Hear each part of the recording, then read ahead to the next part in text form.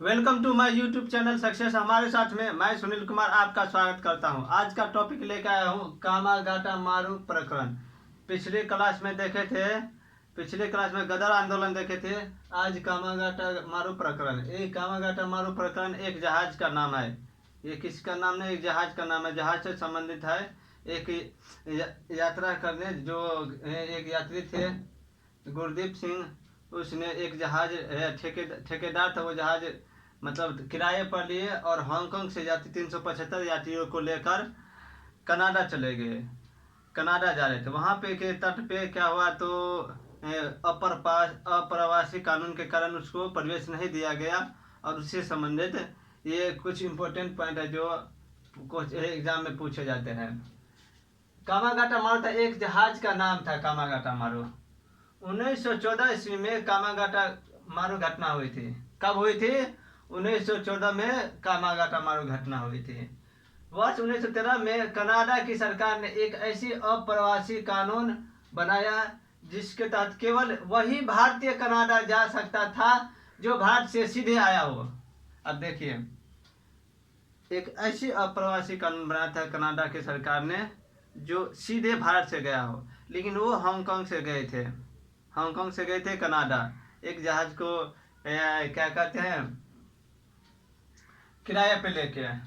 Singapore में ठेकेदारी का काम करने वाले एक भारतीय नागरिक थे। कौन क्या थे? गुरदीप सिंह। किराए पर एक जहाज ले गए थे। 376 यात्री थे, 376 यात्रियों के साथ कनाडा चल दिए। कहाँ से चल दिए? तो कनाडा चल दिए। कहाँ से कहाँ तक? तो हांगकांग से लेकर के कनाडा। क्या वो लिए थे? भाड़े पर लिए थे जहाज। वैंकूवर के पास जहाज को रोक दिया गया और पुलिस ने उसे घेराबंदी कर ली।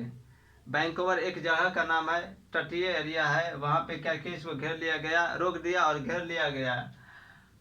यात्रियों को शहर में घुसने पर प्रतिबंध लगा दिया गया। क्या किए? तो यात्रियों पर शहर में घुसने का पर प्रतिबंध लगा दिए गए। और प्रतिबंध लगा दिए तो वो जाएंगे कैसे? तो अपने हक की लड़ाई तो लड़ेंगे ही। तो एक शोर कमेटी का गठन किया गया। क्या किए? शोर कमेटी, जिसे तटीय कमेटी भी कहा जा सकता है, बनाई। इसमें सोहनदास, लाल पाठक, बलवंत सिंह, हसन रहीम थे। इसके जो मेंबर थे वो सोहनदास, लाल पाठक, बलवंत सिंह, हसन रहीम थे। कनाडा सरकार पर इसका कोई असर नहीं हुआ था। क्या हुआ? कनाडा सरकार पर इसका कोई असर नहीं हुआ। असर नहीं हुआ तो क्या हुआ? ये लोग आखिरकार यात्रियों को वापस होना पड़ा। इसी बीच प्रथम विश्व युद्ध छिड़ गया। जब प्रवेश नहीं होगा, उस पर कोई प्रभाव नहीं पड़ा, तो उसको वापस तो आना ही पड़ेगा। इसी समय क्या हुए? प्रथम विश्व युद्ध छिड़ गए। और वहाँ उसको कि अंग्रेजी हुकूमत ने जहाज को सीधे, कनाडा में भी अंग्रेजी हुकूमत, ब्रिटेन का राज था, तो अंग्रेजी हुकूमत ने सीधे कलकत्ता लाने का आदेश दिया। कहाँ? तो सीधे कलकत्ता लाने का आदेश दिया। जहाज कलकत्ता के पास दमदम। जहाज क्या हुआ? कलकत्ता के पास जो दमदम नामक है तो वहां पे पहुंचा। तो गुस्साए यात्री और नेवी सिपाही, गुस्साए यात्री और नेवी सिपाही ने क्या किया? तो झगड़ा शुरू हो गया। नेवी सिपाही के बीच क्या हुआ? झगड़ा शुरू हो गया। अब भाई यात्री और नेवी था, उसके गुस्साए था तो झगड़ा होएगा। इनमें से 18 यात्री मारे गए, 202 जेल भेज दिए गए। क्या हुए? कितने यात्री मारे गए? इसमें 18 यात्री मारे गए और 202 को जेल भेज दिया गया। और कुछ भागने में कामयाब हो गए। कुछ क्या किए? अब मतलब हारने लगेगा आदमी तो क्या करेगा? अंतिम में मैदान छोड़ के भागे करेगा ना। तो क्या किए? कुछ भागने में भी सफल हुए। कामागाटा मारू की घटना ने गदर आंदोलन को प्रभावित किया। कामागाटा मारू जो प्रकरण था वो गदर आंदोलन को भी प्रभावित किया। गदर पार्टी ने ऐलान जंग की भी घोषणा कर दी। अब देखिए, इधर भी चल रहा था, संघर्ष चल रहा है दोनों के बीच, ये भी आंदोलन भी चल रहा है, तो उस पर ज्यादा प्रभाव हुआ और आदमी उसको जुट गया, मिल गया आंदोलन करने के लिए, तो उसका प्रभाव भी और ज्यादा बढ़ गया। मोहम्मद बरकत अब्दुल्ला, रामचंद्र और भगवान सिंह ने प्रवासी भारतीयों के बीच जा जाकर सभाएं की और उनसे हिंदुस्तान जाकर विद्रोह करने का आग्रह किया।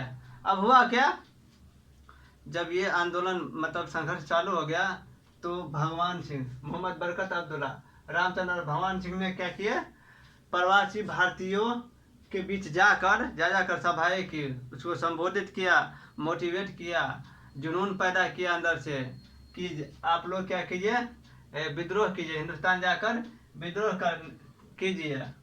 गदर आंदोलनकारियों को कुचलने के लिए सरकार ने मन बना लिया, करतार सिंह सराभा को गदर षड्यंत्र में शामिल होने के कारण फांसी दे देगी। अब करतार सिंह सराभा थे, उनको क्या किए, गदर आंदोलनकारी के षड्यंत्र में उसको क्या किए, फांसी दे दिया। फांसी दे दिया गया, एगो तो मर गए। गदर क्रांतिकारियों में ज्यादातर नेता सिख थे, लेकिन लाला हरदयाल हिंदू थे, रासबिहारी बोस बंगाली थे। अब ये दोनों थे, ये थे क्या थे, हिंदू थे, ये बंगाली थे। रासबिहारी बोस, लाला हरदयाल हिंदू थे और अधिकतर क्या किए, पंजाबी थे। तो और भी ज्यादा प्रभाव पड़ा, मतलब और भी उधर से भी सपोर्ट मिल गया। गदर क्रांतिकारियों में ज्यादातर नेता, हाँ, जनवरी 1915 में सभी क्रांतिकारियों ने रासबिहारी बोस को अपना नेता मान लिया। अब क्या किया, जनवरी 1915 में रासबिहारी बोस को अपना नेता मान लिया। सरकार की गिरफ्तारी से बचने के लिए रासबिहारी बोस ने जापान भाग गए। अब सब मरे जाएंगे, फांसी देकर कोई नेता भी बचना चाहिए ना। अब उसको मेन नेता बनाए तो क्या करेंगे, सरकार मेन को ना गिरफ्तार करेंगे जिसे इसको तोड़ दे। अब क्या किए, तो जड़ से काटिएगा तब ना टहनी सब सूखेगा, सब खत्म होगा। तो क्या किया, जड़ से काटने की कोशिश की। तो ये क्या किया, रासबिहारी बोस ने जापान भाग गए। सोहन सिंह भाकना एक गदर आंदोलनकारी थे जो बाद में एक कांग्रेसी नेता बन गए। उन्होंने कहा, हम सिख या पंजाबी नहीं थे, हमारा धर्म था ये करना, मतलब हम एक देशभक्त थे। लाला हरदयाल में कुशल नेतृत्व का संचालन की क्षमता नहीं था, नेतृत्व के संचालन की क्षमता नहीं था। वह मूलतः एक प्रचारक व विचारक थे। अब लाला हरदयाल थे, वो एक प्रचारक थे, विचारक, अच्छे विचार देते थे। जैसे देखिए गदर पत्रिका थे, उसमें आंदोलन, उसके जरिए आंदोलन चालू कर दिया, आंदोलन छेड़ दिए, सभी के विचार छपते थे पत्रिका से। तो ये एक नेता मतलब संचालक नहीं थे, वह एक मूलतः विचारक और प्रचारक थे। राजा महेंद्र प्रताप, कुवैदुल्ला सिंधी और बरकतुल्ला ने अफगानिस्तान के अमीर में से मदद लेने की कोशिश की और काबुल में अंतिम सरकार भी गठित कर लिए। अब ये सब क्या किए, अफगानिस्तान से अमीर से मिलकर क्या किए, काबुल में अंतिम सरकार गठित कर लिए। 1915 में वीरेंद्र नाथ चट्टोपाध्याय, भूपेंद्र नाथ दत्त और लाला हरदयाल ने मिलकर इंडियन इंडिपेंडेंस की स्थापना की। इंडियन इंडिपेंडेंस है, यहाँ पे बिंदु है, इंडिपेंडेंस की स्थापना की और यहीं पे अंत हो गया। फिर आगे नया चलता रहा, क्या कहते हैं, आंदोलन आगे रहा, चलता रहा, कानून बनते रहा, आंदोलन चलते रहा और अंतिम में जाकर के मिली सफलता। तो आप लोग का ये वीडियो कैसा लगा तो लाइक, कमेंट, शेयर और सब्सक्राइब कर दिए। दोस्तों को बोलिए जिसकी उसको भी फायदा हो जाए, उसको भी शेयर कर दीजिए और अगले वीडियो देखने के लिए सब्सक्राइब कर लिए। तब तक के लिए आप लोगों को बहुत बहुत धन्यवाद। जय हिंद, जय भारत, नमस्कार।